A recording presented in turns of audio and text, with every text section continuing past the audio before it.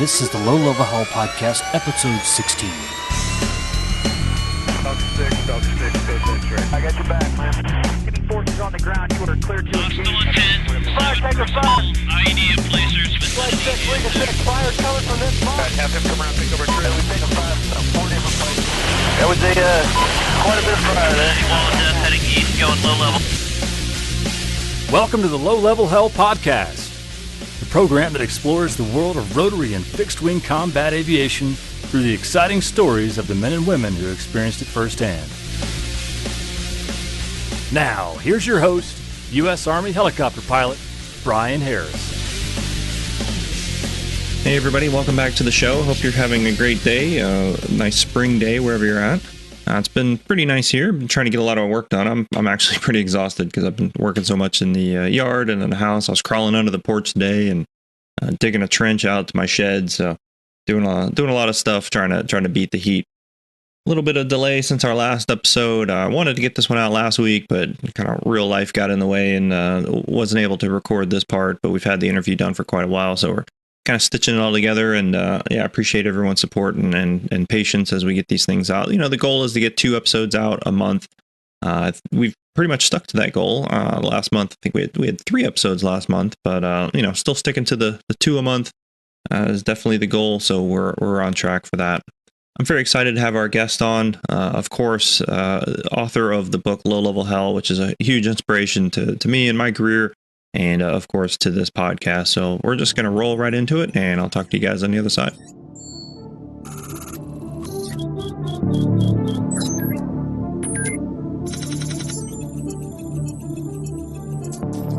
All right, everybody. Hugh Mills is a retired lieutenant colonel from the United States Army. He flew OH-6s, Cobras, Hueys, C-12s, OH-58s, a few other aircraft. And he is the author of the book, Low Level Hell. Sir, welcome to the show. I appreciate you coming on. It is a pleasure to be here, Brian. Thanks for having me. Oh, absolutely. I do want to say before we even get started, I'm a big fan of your book. I read it when I was a very new Scout pilot myself, very formative book. And I haven't read it in a while. I need to read it again. I meant to before we got a chance to talk, and just life kind of got in the way. But there's certainly enough stories in there that I can remember from all these years. And it's just great to have you on the show. I really appreciate it. Tell us a little bit about yourself, like where you're from and how you got in the Army. Born in Memphis, Tennessee. My dad was a school principal. My grandmother lived in Memphis, was a school teacher, so I was actually born there, but raised initially 48 to 59 in Monticello, Arkansas, where my dad was a principal and a superintendent of schools. And then in 59, we moved to Hot Springs, which is what I consider home. 6th grade through high school in Hot Springs, class of 1966. Notable classmate, William Jefferson Clinton, class of 64. Bill Clinton was my next door neighbor growing up. I know him well. And I'm the best looking. He's the most important to come out of Hot Springs High School. That's wild. Do you ever talk to him still, or? I have not spoken to the president since he was last here at the Truman Library. But when he comes to town, I do have an opportunity to get with him. Actually, my wife spoke to him last. Since I was off doing something else, but grew up in Hot Springs, spent a semester in Arkansas Polytech College at Russellville. Abysmal failure. My best classes were ROTC and Sport Parachute Club, which kind of told me the answer to the abiding question of what it is you ought to be doing, and school was not it. So I enlisted in February 1st of 67 in the Army as an airborne infantryman. Got all the way through training, and then en route to your alma mater, the 82nd Airborne, I had an opportunity. I was selected for officer candidate school. And so I was diverted very much against my will away from infantry, and I headed to Armor OCS. We didn't have a choice in those days. They sent you where they needed you. So off to Fort Knox. I was there for 6 months. Graduated as a second lieutenant of Armor and Cavalry. While I was in my last few weeks of OCS, I went down to the airfield. There was a move on to recruit aviators, and I went down to the airfield to take an obligatory flight in an Army aircraft. And when I got down there, the airplane, I'd never seen a helicopter up close before, but it was a brand new OH-6. This is 1967, December or so. And it was a brand new stateside marked OH-6, and two of us, OC candidates, took a ride in that thing from Knox to Lexington Bluegrass Army Depot and back. I flew in the back seat on the way there, and on the way back, I got to fly in the front seat and manipulate the controls a little bit. And I think the standard was if it didn't scare you to death and you didn't puke, you passed the orientation flight, because I was selected for rotary wing flight training as a RLO, real live officer, in April of 1968. Fort Walters for basic, to Fort Rucker for advanced. I flew, you'll remember these, Brian. I flew A model and B model Hueys in the initial phase. Our load tester was a 55-gallon drum of water in the back, which is about all that an A model would lift. And then for the final phase, we flew D model Hueys, the L11 engine. And then off 30-day vacation and off to Vietnam, where I was assigned, much to my chagrin, to the 1st Infantry Division. I didn't want to go there. We cruised into the 90th Replacement Battalion in Saigon, and there were about 15 or so aviators from my class that were there at the 90th Replacement. And I wanted to go to the 11th Armored Cav Regiment. I was a cavalryman. That's what I wanted to do. And off went several of my friends to the 11th ACR. I said, well, if I can't be in the ACR, I'll go to 1st of the 9th with the 1st Cav. Several went off to that. And much to my disappointment, about 3 days into my stay there at the 90th Replacement, I was assigned to the 1st Infantry Division. So, I mean, it sounds like your career so far has just been a lot of what you don't want to do. Like, you enlisted, and it sounds like that was the last choice you had. Well, the enlistment was something I did want to do. I didn't, guys were getting drafted for the Vietnam War. It didn't occur to me, frankly, at the age of 18, that if you enlisted, you might very well wind up in Vietnam. In fact, if you enlisted as an airborne infantryman, you were going to Vietnam. The 3rd Brigade, 82nd Airborne, was in Vietnam. So, yeah, it was a series of things I didn't want to do, which all turned out in my favor. Every single result I'm absolutely happy with. So my assignment to the 1st Infantry Division was fortuitous in that the aviation assets of the division were all controlled by the 1st Aviation Battalion. And in that battalion, A company was a lift company, B company was a gun company / administrative OH-6 company. 173rd Aviation Company, the Robin Hoods, was attached.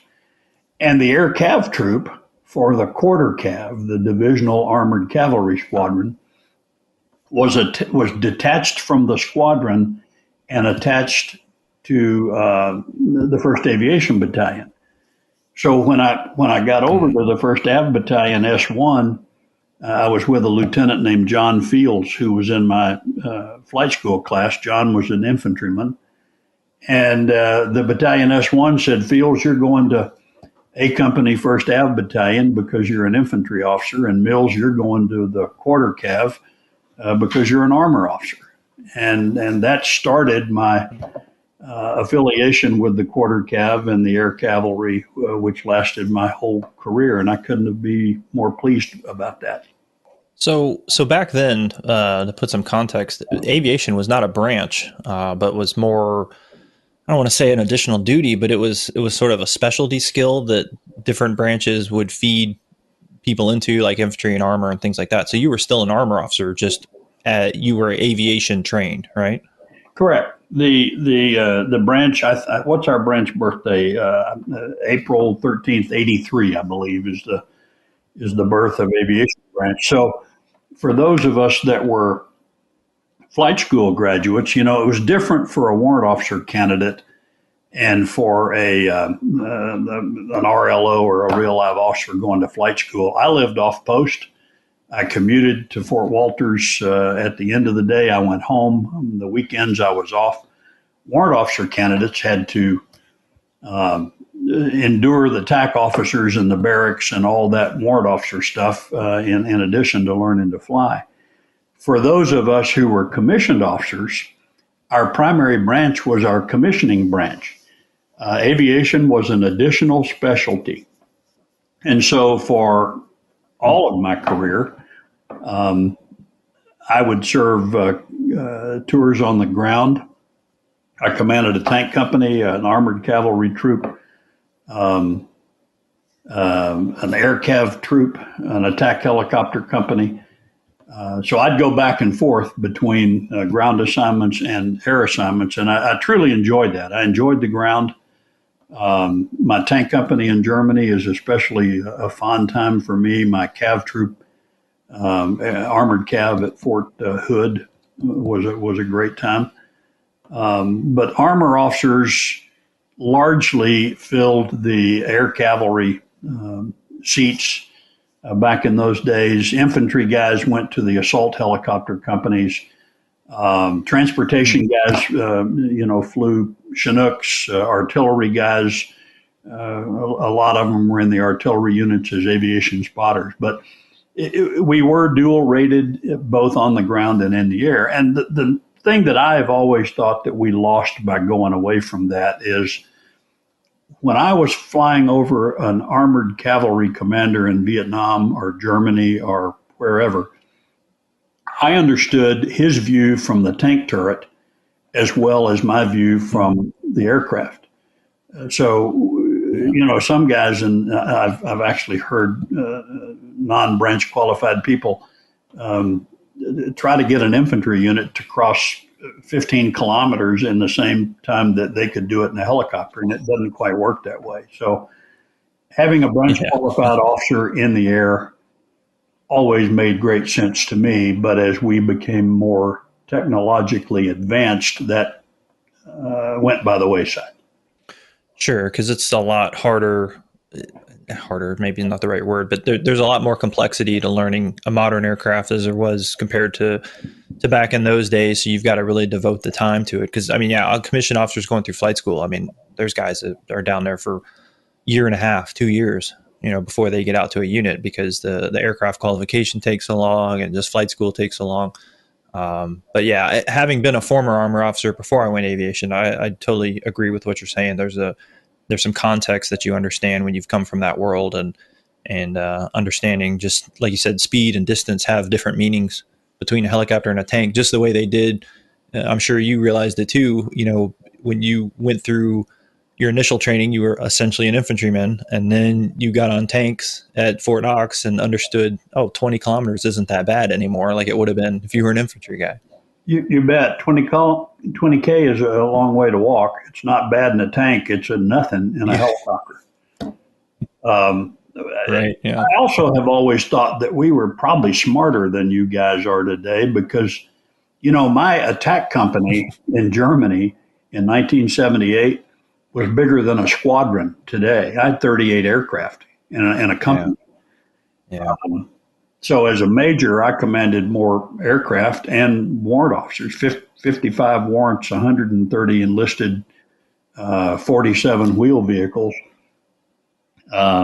which would make a hell of a squadron these days. But things change. The death of the air cavalry troop shall abide with me to the grave. That hurt me to the core. It's a new time, and I got to roll with it. But I sure hate to see the changes we've made in terms of the flexibility of the air cav troop in Vietnam, which we can talk about, is legendary, formidable, and we've lost all that. Yeah, well, I mean, let's talk about that now since it's up, because I agree with you. It's funny, you look back at that time period and even some things from the armor side in the 80s. You had these sort of mixed units where they had all kinds of stuff stuck together. And like you said, larger units. I know scout platoons back in the 80s, underground scout platoons were huge. They had motorcycles and, Jeeps and Humvees and all kinds of stuff mixed in. Whereas now the idea is really just have homogenous units of, okay, these are all tanks, these are all Bradleys, these are all whatevers.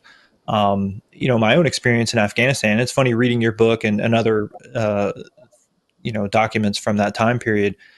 We could have totally used that sort of capability. You talk about the blue platoon, the infantry guys riding along with the lift guys and being able to sort of action things that are found by the scouts. I mean, there's so many times where we just found things that they're suspicious and you'd like to check them out, but there's no way you're going to get somebody to drive out to take a look at it. And you're probably not going to land and take a look at it, but it'd be really great to have a squad of infantry guys that you could call out and have them take a look at it and fly in on a Black Hawk or something. So, I mean, talk a little bit about that from the Vietnam perspective. How did that stuff work out? Well, the 1st Infantry Division was the first main force maneuver division to go to Vietnam. 2nd Brigade deployed to Vietnam in I believe, July of 65. They took with them the Divisional Armored Cavalry Squadron, which had 3 troops, A, B, and C, were armored troops with the M48 tanks and ACAVs, the up-armored M113s. And the aircav troop deployed at that time only had B-model Hueys. There were 2 platoons that deployed. The B-model platoon of lift were called the Rodeo Clowns, and the gunship B models were called the Mustangs. And they discovered very quickly that the dimension that was missing was the reconnaissance capability up close. And so across Vietnam, the air cavalry troops reorganized by adding a scout element, and those were pulled from OH-13 elements around artillery units and brigade aviation sections and so on. And it's always been funny to me that the origin of the name Outcasts, the scout platoon of the quarter cav, came when a bunch of these guys who didn't deploy over with the troop were sitting around the hooch one night drinking beer, and they said, "We're nothing but a bunch of flipping," that wasn't the word, but I'm being cordial. We're a bunch of flipping outcasts. And that's where the name came from. Lieutenant Soderberg leapt upon that, and that became the name of the scout platoon. Over time, the term rodeo clown was dropped from the lift section, and they simply became the Clowns. And the Mustangs were all the way through the war, the Mustangs. Shortly after the addition of scouts, they also added to the air cavalry troop a detachment of LRPs, long range reconnaissance patrol. And their call sign was Doughboy. When the scouts would find something that needed to be looked at, to your comment, the Doughboys would be dropped in to do the ground reconnaissance to develop the situation. and as necessary to bring on bigger and stronger assets of the division to pile on if a situation was developed. In about 1968, the long-range reconnaissance guys separated from the squadron and became an independent LRP company, the 52nd Infantry LRP, F Company, I believe it was. And then shortly after 1 January 69, they actually rebadged as India Company 75th Ranger Regiment and became a pure long-range reconnaissance company within, or a detachment, if you will, within the 1st Infantry Division. At that point in time, the Doughboys became the ARPs, the Aerial Rifle Platoon. 28 guys commanded by a lieutenant who were part of the troop. They lived with the troop. They rode into battle with the clowns. And when the scouts found something that needed to be developed, we could drop 28 guys on top of that. They were all seasoned infantrymen, paratroopers, rangers that came from the various units within the division, because it was a plum assignment. You got to sleep at home at night. You got clean sheets. The negative side is they got thrust into some things that were arguably more than they could chew. But that's how the troop actually evolved over the years. So by the time I got there on the 1st of January, 69, B models had been replaced by Cobras, 10 Cobras in the gun platoon. The D models had been replaced by H models in the lift platoon, 10 of those. And the OH-6 had replaced the OH-13, and there were 10 of those. So 30 aircraft in the aircav troop, plus a platoon of riflemen who give you the added dimension. The thing that I liked the most about them was if we lost an aircraft, we could dump those guys right on top of the downed crew instantly.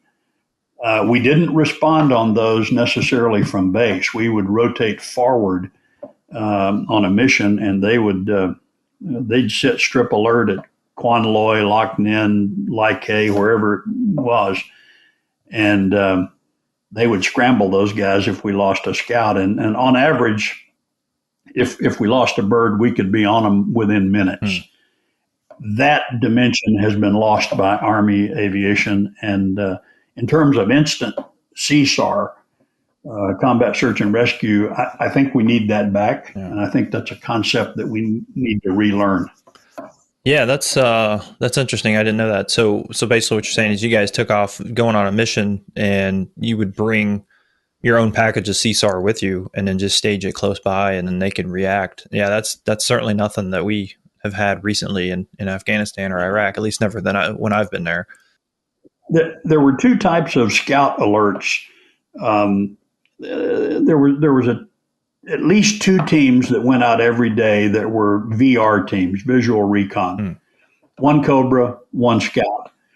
There were two scramble teams that remained on strip alert at Fuloy, our base camp. And if VR1 ran out of things to do, VR2 perhaps would relieve them. If VR2 developed a target, they would scramble the two scramble teams that were on strip alert, and usually move the ARPs closer at that point in time. The beauty of Vietnam is that the lines were all interior. They were not exterior. We didn't have forward lines. We operated from base areas that were secure. And so we could move to a base area and go on strip alert and be available to roll those helicopters out with gun support, scout support. We could recon the LZ long before they got there. We could pick the LZ for them. It was all instant. Very little of that was pre-planned other than the VR team missions. The other thing that's probably different than you guys did, we were tasked to the division G2. We didn't work for G3 and we didn't work for the squadron. We were tasked by the G2 for the area missions that we would perform, and then that's where our back briefings went to at the conclusion of operations. Yeah, that's very different. No, I mean, just in general, everything you're describing is very different than current operations, and I don't know why, because everything you're saying to me makes sense. And having talked to other people who are in Vietnam, you know that the current operating environment of Afghanistan, Iraq is really doesn't seem that different. Certainly some different levels of threat and different considerations, but generally speaking, they're similar enough that I do kind of wonder, like, well, why didn't we have this sort of thought process? I mean, because it makes it sound like what you're saying is this was par for the course. This wasn't a deliberate, like, okay, we're going to go do this mission. We better coordinate with the lift guys and the infantry guys. This was the package, and this is how it was basically always run, right? Correct. Every day was the same. The troop was attached to the G2, and the entire asset of the troop was focused on first those VR teams and secondarily the scramble teams. The scramble teams could also rotate out and respond to other divisional assets. Routinely, the LRPs would get in trouble, and we would dump the we would dump the ARPs on top of an LZ to rescue a LRP team that was in trouble. Downed aircraft, both South Vietnamese, Allied Force, Air Force, Navy would occasionally lose aircraft, and we'd slip in there and rescue the guys.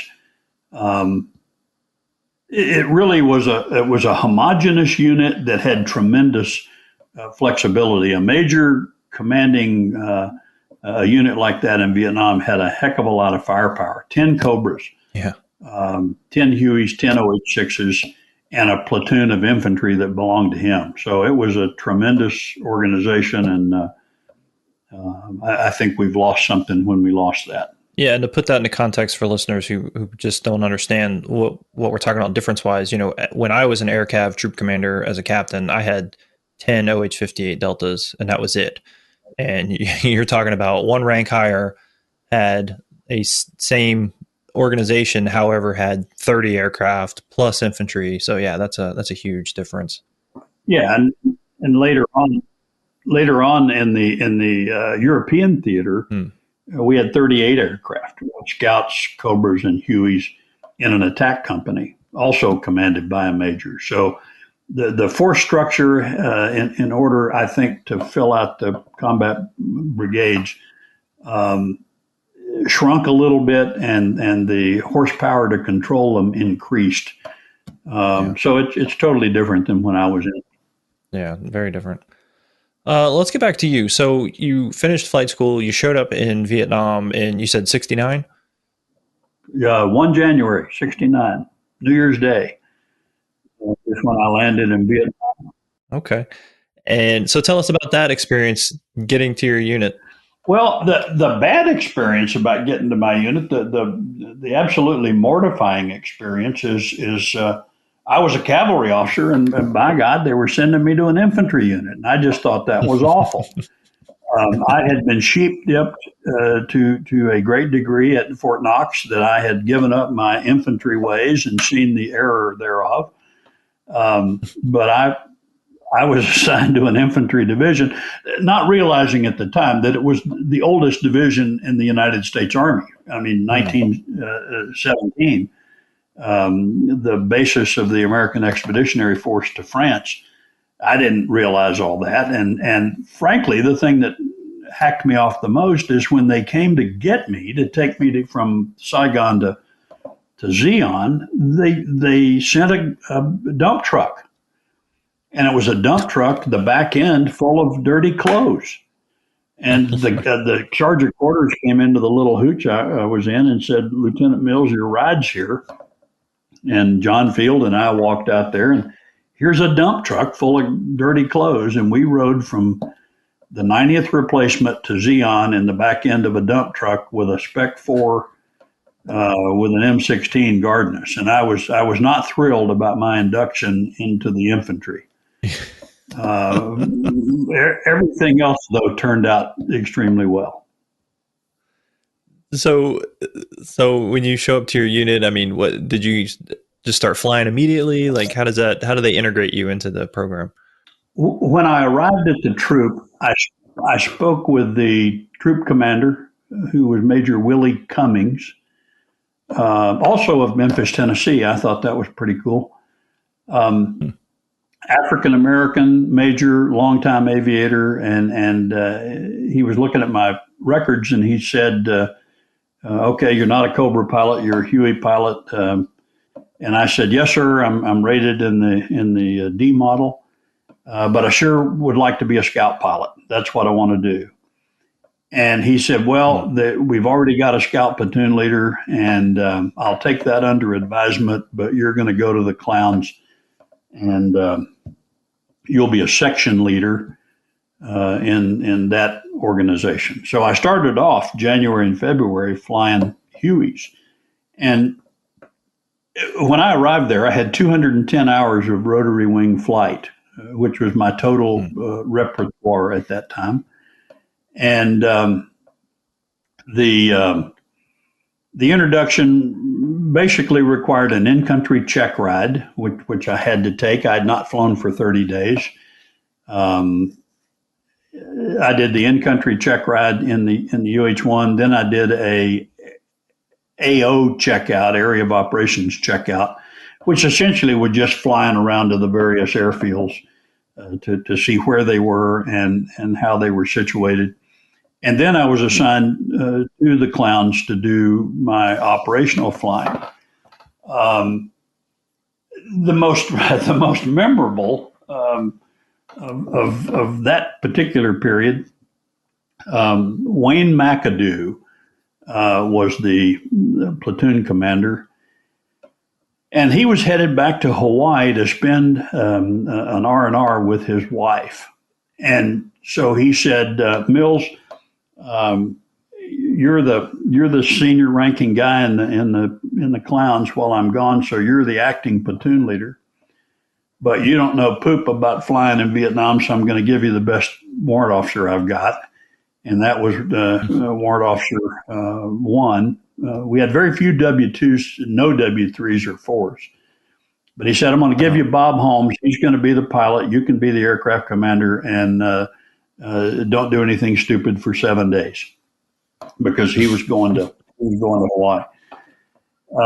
The third day that we flew together, we had a mission. It was a scramble mission to get the ARPs into a position to rescue a LRP team that was in serious trouble. They had run into a much larger force. There had been a running gun battle. Several of those guys were badly hurt. That mission is portrayed in a book by Bill Goshen, Goshen, who wrote a LRP book about the 1st Infantry Division. But as we planned for that mission, the requirement was to prep the LZ with artillery. Well, I hadn't fired artillery since Fort Knox. And as you well know, the training environment is not anywhere near the tactical environment. So very quickly, while Bob was getting the flight ready to launch the ARPs, I was going through my little Fort Knox issued artillery cards that you got when you were in school on how to adjust freaking artillery. I'd never done it in real life. And our requirement was to fly from Fuloy to an initial point and then turn for a long run into a fairly narrow, long LZ. And I'm talking to Division Artillery, and I'm ginning up an artillery request, and it was 105s and 155s fired from two different directions. The last round in the LZ was to be a Willie Pete, white phosphorus. And so as we hit the initial point up in front of us, about 2 or 3 kilometers, you see all this artillery erupting in the landing zone, and Bob Holmes is sitting in the right seat. I'm in the left seat with my map and talking on the radio. and it's just boom, boom, boom, boom, boom with artillery. And he keeps looking at me, and we keep getting closer and closer. And he's looking at me like, you need to shut this stuff off. And then about 400 yards before we hit the LZ, a huge white phosphorus erupts in the landing zone. And I went, wow, this works exactly like they said it would work. And we dropped the ARPs in and took off. And on the way back to our holding point, Bob said, that was great. How many times have you done that? And I looked at him and I said, once, just now. So that was my introduction into commanding UH-1s and prepping LZs. And I commend the artillery department of the Armor School for teaching me how to do that. Yeah, wow. That's a good beginner's luck to have right there. Okay, so I mean, so you were a Huey guy so when did you get to move over to the Scout platoon? In about March of 1969, there was a vacancy. The Scout section leader, a lieutenant named Cherry, rotated back to the States, and I was given the opportunity to go over and fly Scouts. The Scout transition was probably a lot less difficult or systematic than a transition like that would be today. I had to do 10 hours of in-country qualification in the OH-6, and we did it in the unit. And one of our Scout pilots, Bill Hayes, was a Scout SIP, and basically I flew with Bill for 10 hours, and that transition was about 3 or 4 hours of how to do an auto rotation in an OH-6. They're totally different from other helicopters in that if you don't level the skids at touchdown, you will chop off the tail boom. You can't land on the heels of the skids like you would a Huey or a 58. You have to physically push the stick forward and land with the skids level. And that's basically it. Low level autos, low level high speed, 50 foot, 100 knots, chop the throttle, pop up to 150, 200 feet, and then auto rotate from there. High speed, high level auto rotations. And after about 4 or 5 hours of that, Bill got out and said, okay, fly around the pattern for a while. And so I flew around the pattern at Fuloy for 3 or 4 hours. And then I went out and took a check ride with the same SIP. And that was my introduction to the OH-6. It was a single pilot aircraft. Our crew configuration in those days was 1 pilot and 1 gunner. And so they assigned me as the section leader under John Herkert, who was the platoon commander. He was Dark Horse 1-6. I was Dark Horse 1-7. And I began to fly missions. And the procedure of the day was to put a brand new Scout pilot with a very experienced Scout gunner who would keep you out of trouble. The gunner rode in the back seat. He had no access to the controls. I initially flew with a wonderful Scout observer gunner named Joe Crockett, Santa Barbara, California. Joe was an absolute professional. He kept me from doing stupid things, go faster when I should not have gotten slower. He spent all day. He was a surf guy from, as I said, Santa Barbara. And if he wasn't flying, he was out on the ramp with his shirt off, waxing his aircraft. He waxed it with Johnson floor polish, and it shined. And he took great umbrage if I walked around on a pre-flight. He would get really hacked if I would touch anything. And you know, aviators, you want to grab a push-pull tube and pull on it, and he didn't like that. So I learned pretty quickly to just go and look. And finally, I got to the point where I said, Joe, are we ready? And he'd say, ready, LT. And I wouldn't even check. that's the level of professionalism we had with these scouts. They maintained the aircraft and they flew in it. There were no other people to maintain that airplane except and trust me, they didn't want me maintaining the airplane I was flying. I didn't know anything about aircraft maintenance. I have always thought my job was to break them, not to fix them. Yeah. Well, and it's certainly easier to build that level of trust with the crew chief because he's got to go with you. So you know that he's got a vested interest in making sure that thing's working good. And when you say they got to go with you, that worked two ways. If the pilot went down, the crew chief went with him. Rarely did we not lose both at once when we lost an air crew. I can think of two occasions. We lost a crew chief, but we're able to save a pilot. We lost a pilot, we're able to save a crew chief. Every other one, we lost the whole crew. So my introduction to flying scouts was with a guy named Bill Jones. Initially, we flew two guys in the front with an observer in the back, and Bill taught me how to scout. Our introduction to scouting, actually for me, was a huge operation called Atlas Wedge, which was in March of 1969. And the 11th ACR, the 25th Division, 1st Cavalry, and the Quarter Cav attacked the NVA entrenched positions within the Michelin rubber plantation.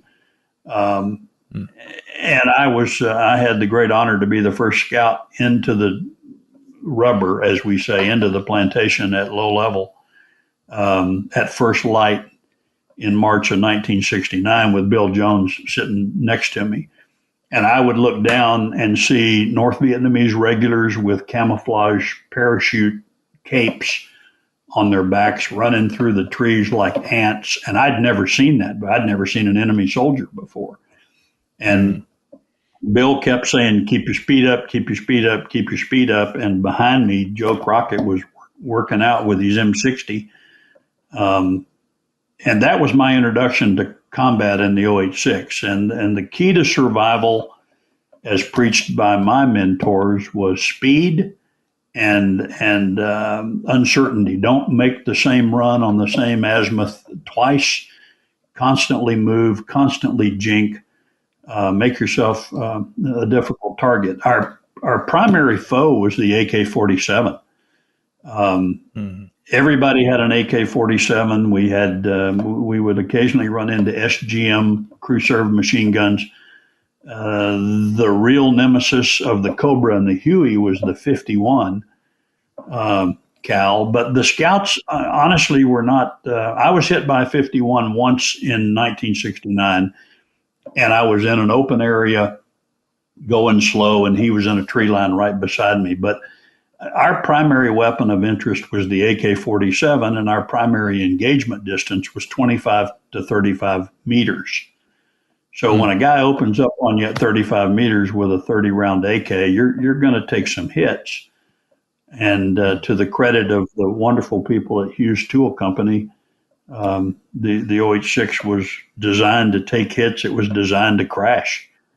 It would roll itself up in a ball. It would shed the gear and the tail boom and the rotor system, and it would roll up around this truss A-frame that was built inside it, and usually the crew would come popping out. But the success of a scout pilot was based on his ability to do just that. You had to learn to scout. And I found that the guys that were successful, generally speaking, were guys that had grown up in the woods, guys that had grown up hunting, guys that were comfortable seeing things that perhaps were out of the norm. A straight line in an environment of a jungle, a glint where there should be none, smell, odor. We could actually smell the enemy. We were that close. And I think my background in the hills of Arkansas as a hunter and an outdoorsman is what gave me the success that I had, and frankly, 2010 eyesight, which I still have, thanks to LASIK.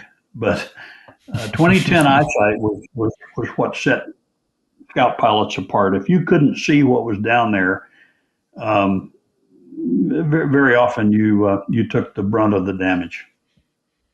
Yeah, I remember in your book, at least I think I remember you guys talking about even, finding footprints, and following boot tracks and stuff in the mud and just really observing, like you said, the lay of the land and the passage of somebody through that area. The term combat scout is exactly that. We followed footprints. We would report foot traffic, what direction it was going, how fresh it was, how recent. Camouflage on bunkers, how recent that was. It would brown, turn from dark green to brown over a period of hours and days. When you're tooling down across the jungle at 6 to 8 feet, and you look down and you see a cigarette butt and it's still smoking, you know the guy's close. So we were right in the middle of it, and I will say that the war for Scout pilots was very, very personal. That's why our casualty rate was 80%. Yeah, a lot of that technique has certainly been lost. As a 58 pilot, we weren't allowed to do a lot of the things that you're talking about deployed. You'd always have these established hard decks. They didn't want you to go below 500 feet. We'd do it anyway. But they'd establish these sort of rules. And, I remember one hilltop in particular in Afghanistan where we knew the enemy was using it as an observation post for this major route. Because it's just like you're talking about, we found this little kind of I don't know what to call it, kind of a little dugout in the rocks, and we'd get real close to it and there'd be, water bottles.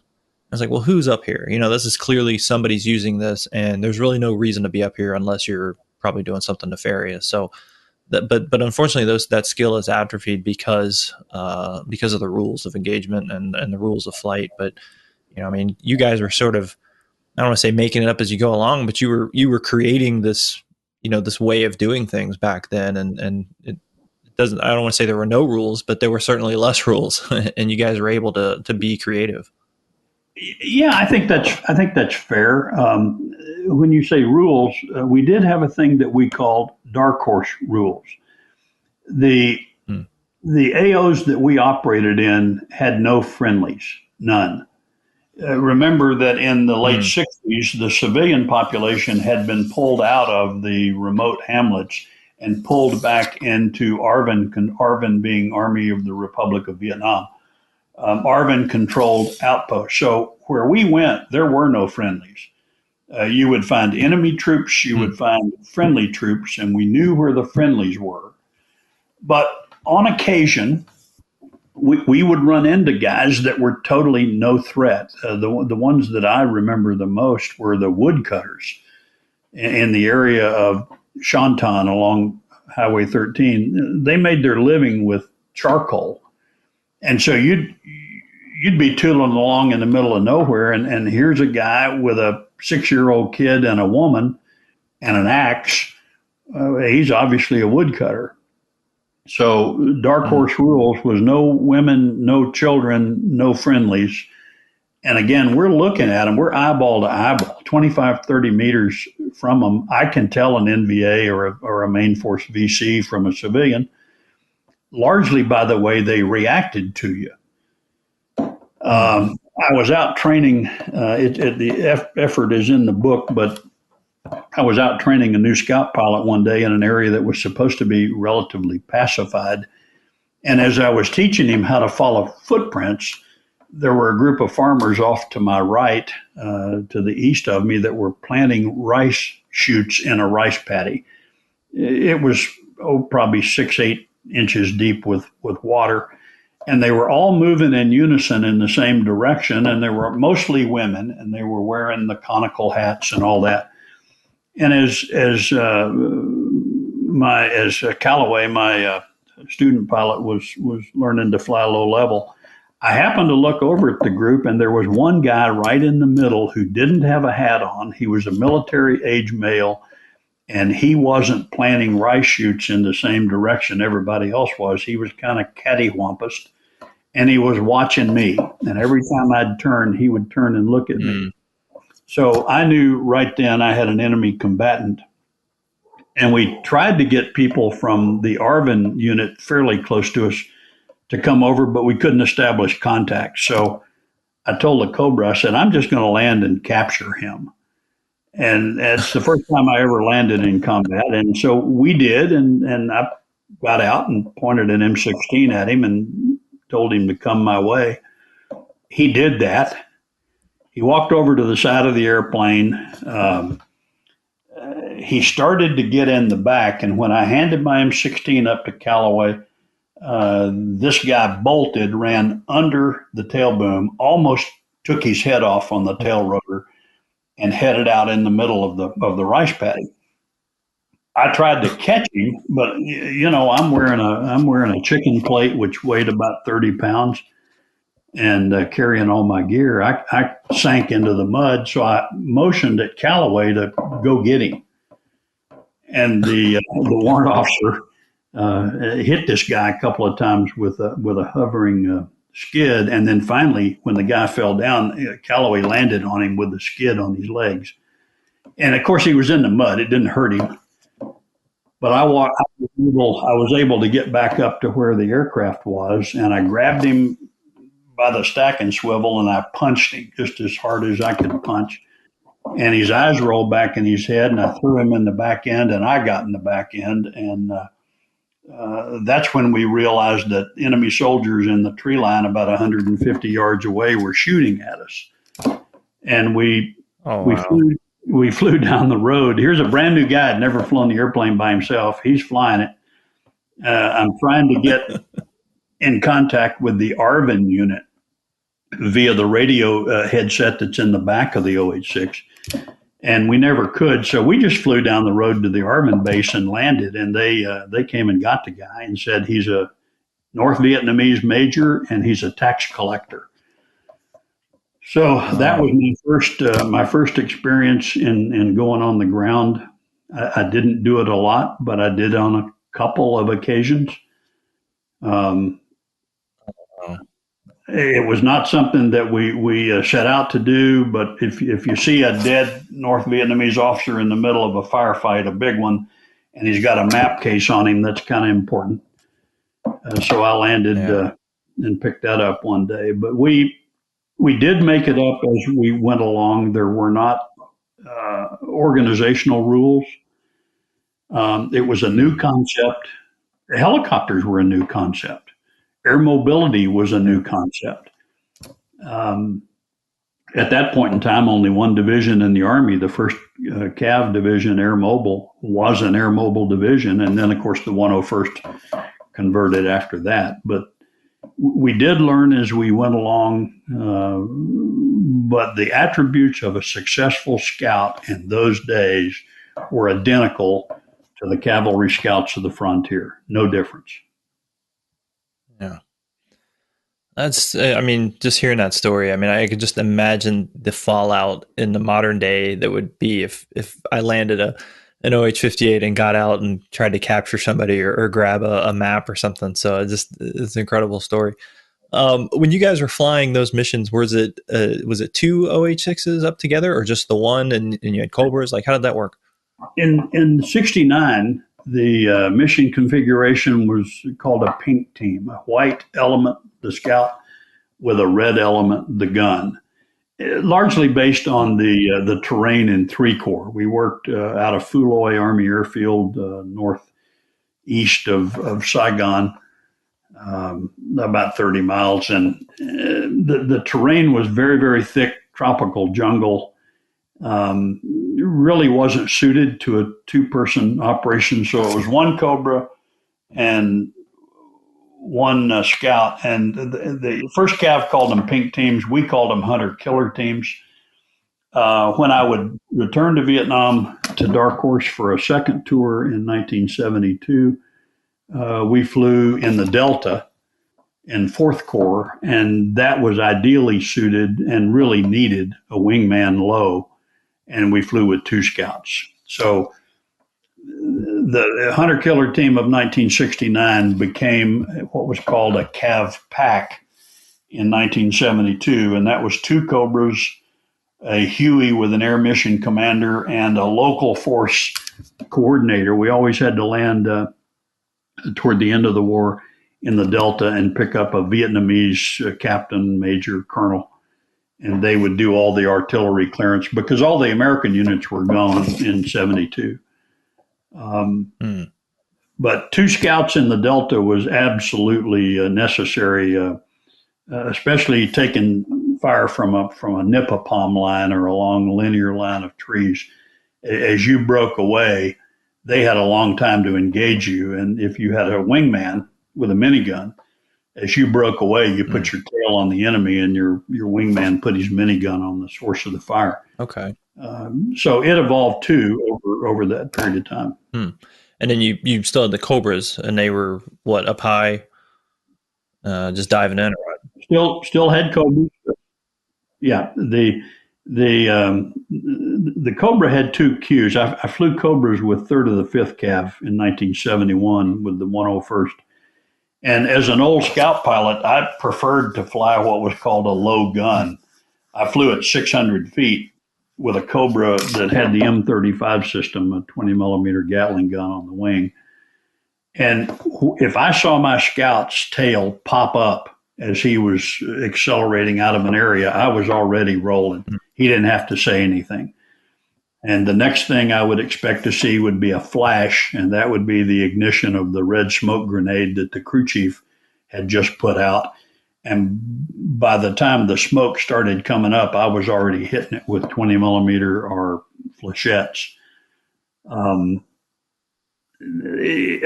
guy who has flown scouts makes an excellent gun pilot, but I also had excellent gun pilots that covered me that were not scout pilots. It's experience. Sure.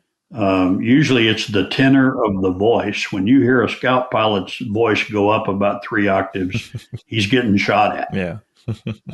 Or if you see his tail fly straight up to accelerate, you know something's happening. Yeah, it's all those visual cues. And you said the crew chief's throwing out a smoke. Is that was a predetermined signal that the enemy is vicinity of the smoke, or red smoke was hit it. The crew chief in the back carried an M60 free gun. It was not on a mountain. It was on a bungee cord. And they generally had a red smoke grenade hanging from the carry handle, if you're familiar with it, on an M60 machine gun. And all they'd have to do while firing is simply pull the grenade, and it falls out and goes red. And red was only used to mark enemy targets, nothing else. I see. So how many tours did you end up doing in Vietnam? 3. One tour with the 1st Infantry Division, quarter Cav, 1 tour with 3rd of the 5th Cav, 101st Airborne Division, working out of Quan Loy on the DMZ up north in I Corps.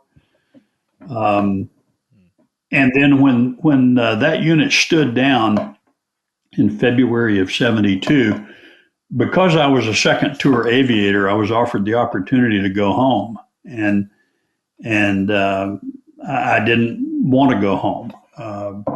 I was single. I was doing what I'd been trained to do, and I really didn't want to leave after a tour flying Cobras. And so I told my troop commander, I said, "Boss, I don't really want to go home."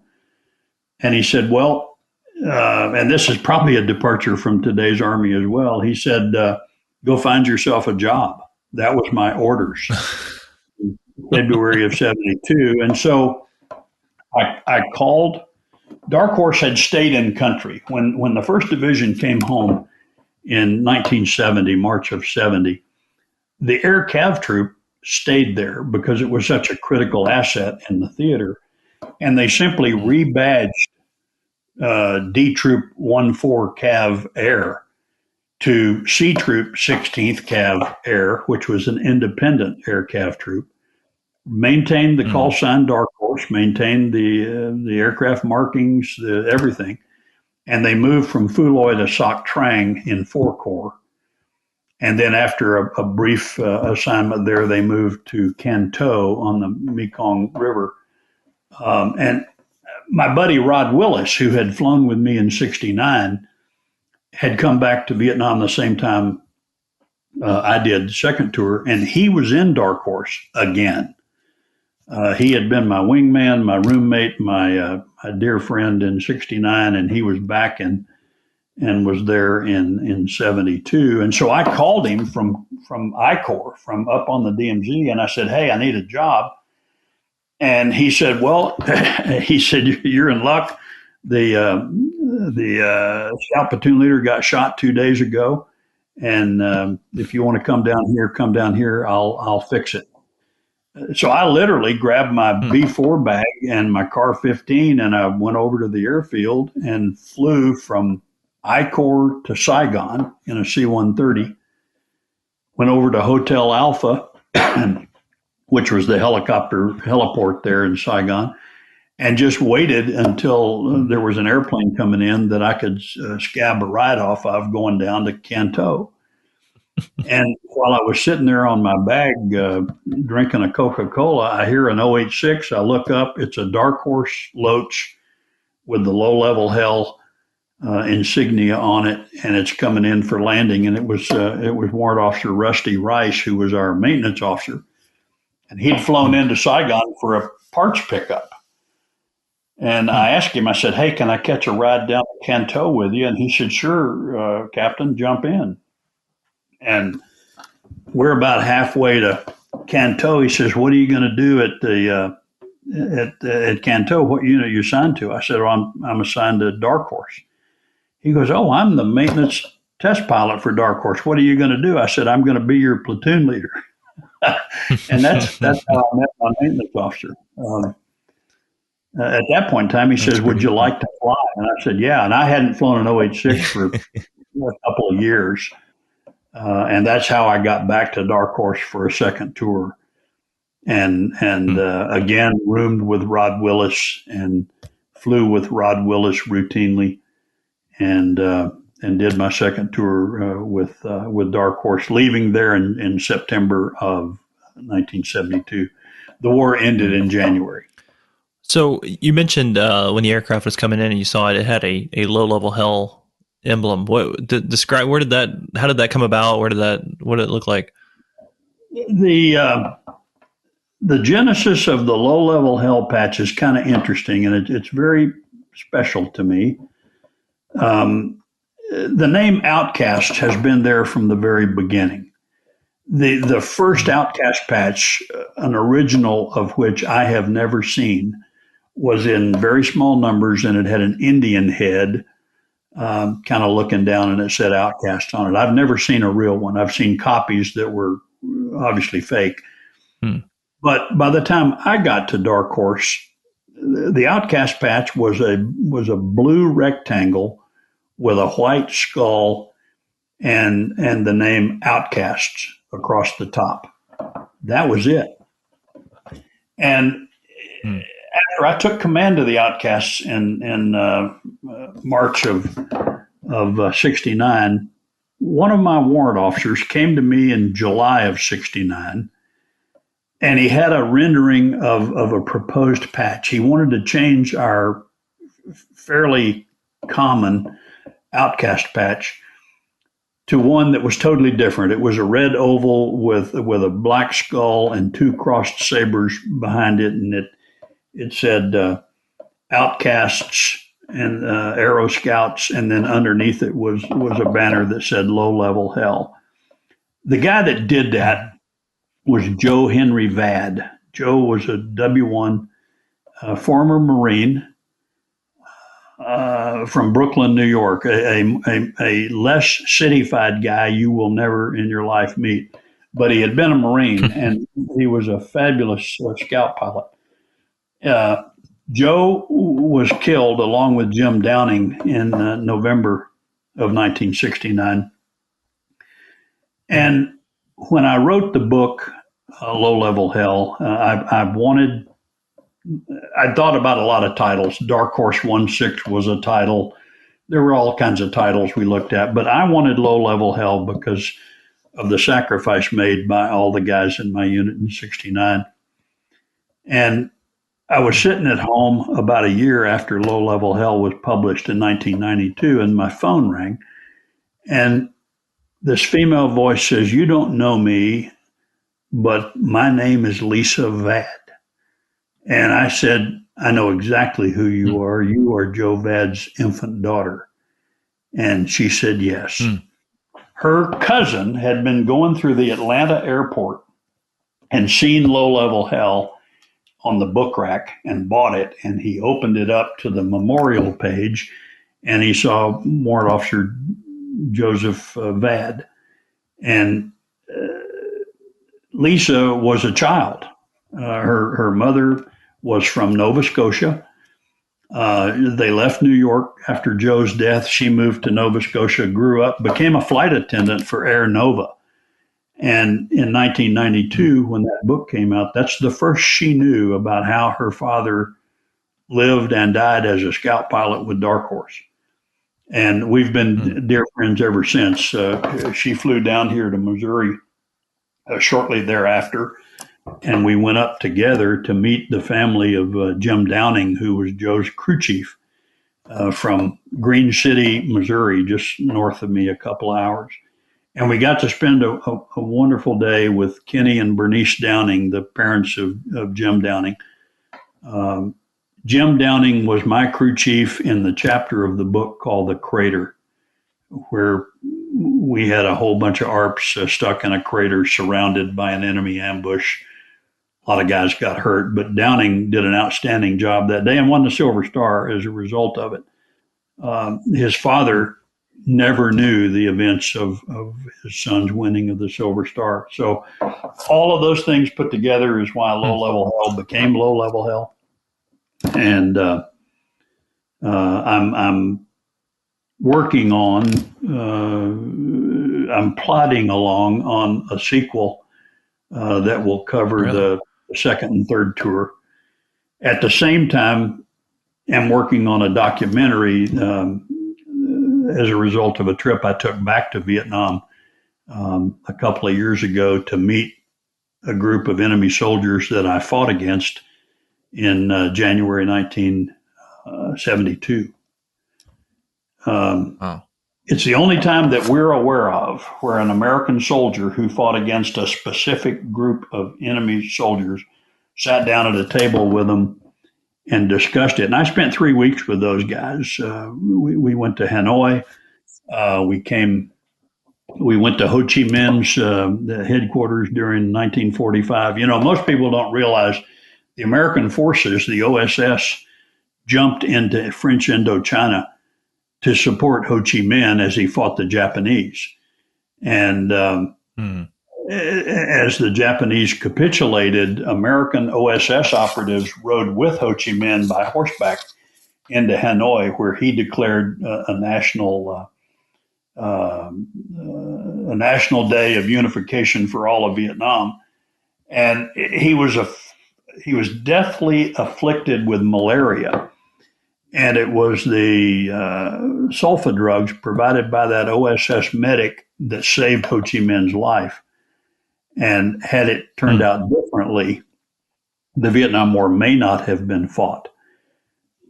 But, you know, had we supported the Vietnamese at the end of the war, rather than assist in the return of the French to French Indochina, we probably would have never fought that war. But that's a lot of conjecture.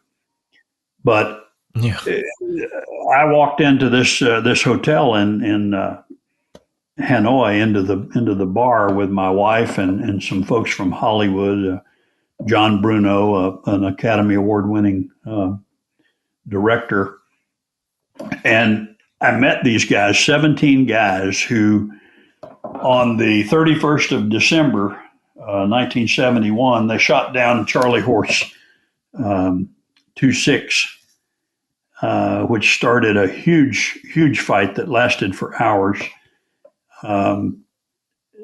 moments after that, Charlie Horse Scout attempted to rescue the wounded gunner on Charlie Horse 26 and was also shot up very, very badly, killing Lee Denmark, who was the observer on that aircraft.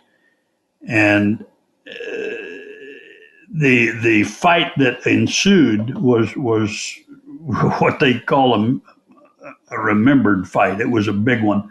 We lost a Huey and a Scout that day, finally getting the survivors out with a Jolly Green Giant from the Air Force 37th Rescue Squadron. And then later on the 20th of January, Charlie Horse 25 was shot down with 4 KIA and everybody else severely wounded. And then on 30 January, I went down attacking a 14.5 anti-aircraft gun, and I had a hang fire in my right inboard pod of a Cobra, and the rocket ignited but didn't leave the pod. And of course, that rocket motor ignited all the other rocket motors in a 7-shot pod, and it exploded, went through my tail rotor, knocked out the 42, the 60, and the 90-degree gearboxes, and I lost the tail of the aircraft in about an 80-degree dive. Survived totally by chance. I could not see the outside because I was below the mountaintops up in I-Corps. And my wingman was Lou Brewer, All-American from Texas Tech. And I remember Lou saying, I was trying to hold the thing level. I mean, the CG shift was significant. I lost everything after the exhaust of the airplane. And Lou Brewer, I remember on the radio, I said to myself, this is it, I'm done for. And I heard Lou in my headset going, pull it, damn it, pull it. And I pulled pitch, everything I had, and the rotation stopped. And I settled into the treetops, and then the aircraft rolled on its right side, and I went through about 200 feet of triple canopy jungle, coming to a rest on the right side. And we were down for several hours until the Air Force had to come and get me. That was probably the most traumatic flight in my career. That was a bad one, and I was on the side of a mountain for several hours with a broken leg. My John Bryant, my front seater, had a broken neck and a broken back. And 3 infantry guys from our unit, they were gunners, former members of the 75th Ranger of the 101st Airborne Division that had been flying gunner on our helicopters, grabbed whatever gear they had, jumped on a Huey, came out to where we were, rappelled in, and 1 medic and 2 riflemen, and protected me and John until that Air Force package got out there with A1 Sky Raiders and 2 Jolly Greens and all of that. So John Bryant and I became SAVE 700 and 701 for the Air Rescue Service in Vietnam. So some of my favorite people are parajumpers for the Air Force. I was able to meet Randy Picklesheimer years later, who was my paramedic, my parajumper, PJ, who came down to get me, and I was able to meet him at a PJ reunion down in Helen, Georgia, and present him with a token of my esteem. But that's probably the worst thing that ever happened to me in an aircraft. Most of our shoot downs were aircraft being incapable of continuing flight. Only 2 of mine were catastrophic. I mean, everything rolling up in a ball and tearing a lot of stuff up. But that Cobra was the worst. And I actually went back to the site of that Cobra. It was ultimately destroyed by the Air Force, but I climbed that mountain with a Vietnamese guide a couple of years ago, and that artifact hangs on the wall of my garage today. 15802 was the tail number, and I went back to get it. But I got to tell you, the interesting thing about these Vietnamese soldiers, they were they were from an anti-aircraft company, the 7th Company, 10th Battalion, 241st NVA Anti-Aircraft Regiment. And the first question, the only question they wanted to hear from me on the night we met in Hanoi, they were the guys that shot down all 3 of our aircraft. And they wanted to know how old I was. And I said, well, when I came to Vietnam, I was in that tour, I was 24. And they were all about 18. And they immediately began to call me uncle, because the position of uncle is a revered status in the Vietnamese culture. There was no animosity. We had killed about 40 of their guys during that 30-day or so series of engagements. They had killed 4 of ours. No animosity, no hatred, no negative words or deeds.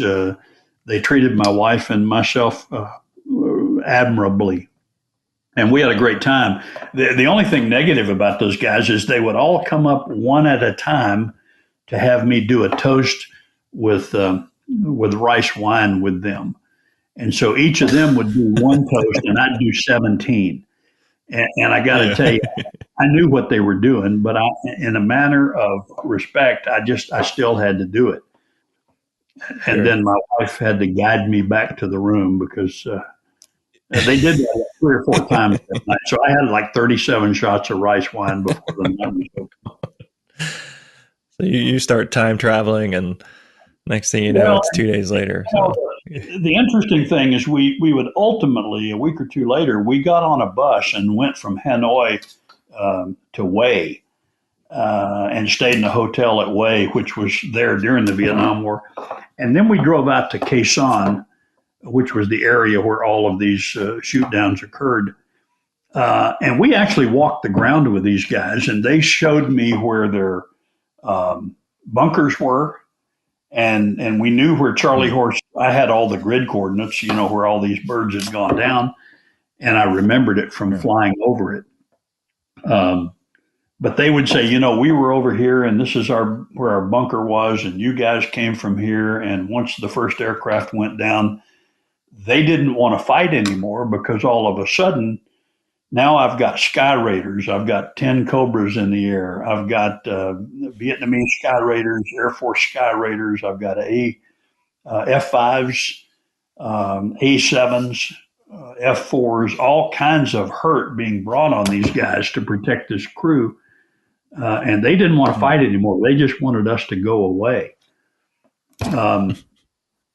But it certainly was a unique opportunity for me, and we recorded somewhere in the hundreds of hours of comments from these guys, and those recordings are being translated as we speak in Hollywood. We have some support for a documentary, probably going to be called Reconciliation or something like that.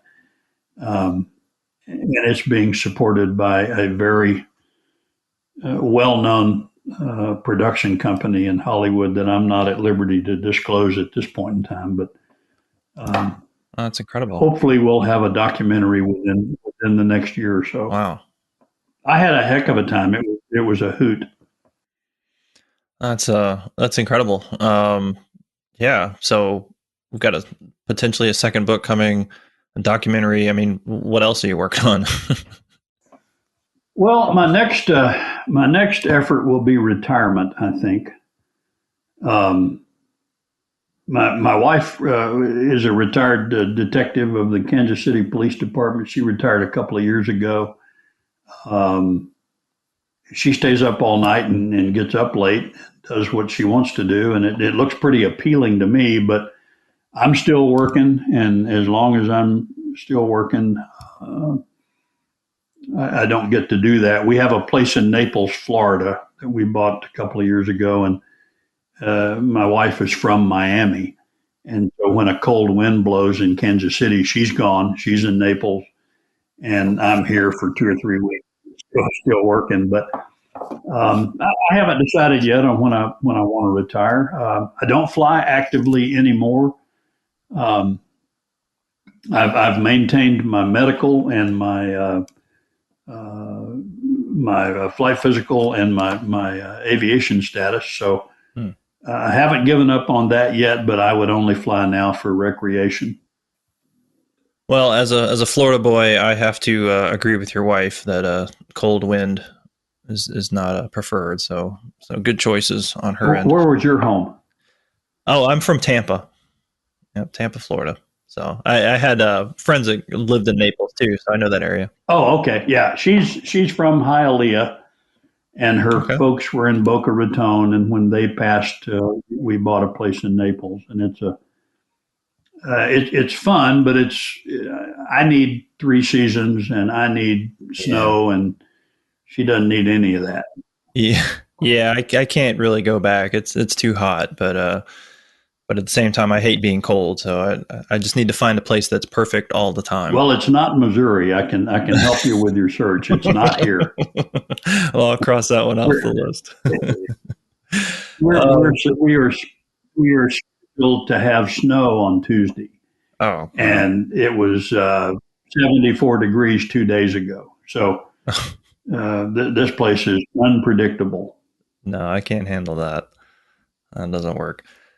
Well, I want to say, gosh, I mean, I feel like we could sit here for hours, and there's so many stories and so many things that I'd love to hear from you. But I think we'll wrap it up here. And I guess what I would like to ask is, to have you back on again in the near future and kind of continue some more discussion and learn about your experiences. Sure. And I'm happy to do it. Yeah, that would be fantastic. Go ahead. What I would like to say to your listeners is that while my favorite book on the Vietnam Air War is Low Level Hell for obvious reasons, there are some excellent books out there on the Vietnam experience. Cobra Pilot by Bob Hartley. Bob was one of our Dark Horse Cobra pilots in '72. Is excellent. North Flag by John Robb is an excellent book on Huey's. John and I commanded tank companies in the same battalion, 64th Armor, 3rd Division in Vietnam. I'm sorry, in Germany. There are a number of excellent books on the Air War, the LRPs, the Rangers. There's a couple of pretty decent novels. Matterhorn is pretty darn good. The 13th Valley by John Del Vecchio is excellent. There are plenty of good books on Vietnam, and I would encourage you to consider your own. We all have our own stories, our own experiences, and most of the guys that I ran with that wrote books did it after I did, and their essential result was, hey, if he can do it, I can do it, and I encourage you to consider it yourself. Well, and I'll tell you, the whole reason for this podcast is kind of the same concept of just capturing these stories and experiences and memories. And your book was a huge influence on that, as obviously you can tell by the title. When I started, really this all came from a community that I had started of people that were interested in the history of combat helicopter aviation, and I needed to come up with a name for it. And I tell you, the first thing that came to my mind was your book, because it was such a formative part of my own growth as a scout pilot, and the name stuck there. And then when we started the podcast, the same kind of idea, just like what represents not only the regime, the flight regime of where these aircraft are typically operating, but what just kind of harkens back to the memories of what you and others have gone through, and just these incredible stories. So I know you collect patches, and I've got a patch for you. So we're going to get that out to you here real soon. And I definitely want to have you back on a show sometime in the future, and definitely keep up with you as this documentary, which sounds incredible, and any future books that you are working on. Hopefully you can get those finished soon, and we can take a look at them. Absolutely. And coming from a fellow scout pilot, I truly appreciate that. I maintained contact throughout the the Desert War with a young man who became Dark Horse 1-6 for the last time. He was the last Aero Scout platoon leader of the 4th Cavalry, Dale Bond. And I'm sorry that you never had the opportunity to fly the OH-6. You flew what those of us who did called the OH-5.8, not quite an OH-6. I've never flown a D model, but I've flown a lot of A models. Yeah. And I will tell you that one of the great memories for me is that I was asked by the Army to go to Fort Polk when they retired the OH-58D. And I actually flew the last flight of the OH-58D of the 10th Mountain at Fort Polk. Oh, really? And enjoyed it. Yeah. Well, it's a very different experience. I mean, even just from an old 58 to a Delta, there's a lot going on. But I'll tell you, with all that technology that we had on board, we still spent a lot of time focused on sort of those fundamentals that you've talked about here, and the things that you and yours did in years before. And so yeah, it's the end of an era, I think. Now that we don't have those small platforms anymore doing that stuff. And I've flown Apaches, and I've flown Apaches the way I'd fly 58s. It never really works out quite as well. So we've definitely lost some things there. It's unfortunate, but I guess that's just progress. It's progress, but you can't make history with a drone. Right. And I think that's probably my last word on the subject. It's been a pleasure. I'm really happy to come back. That sounds great. Yeah, we would definitely love to have you. Thank you so much.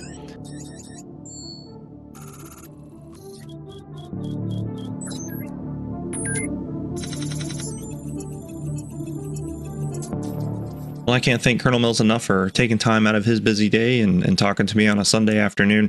It was a real treat to speak with him, and of course the conversations we had before and after, and talking to him since then.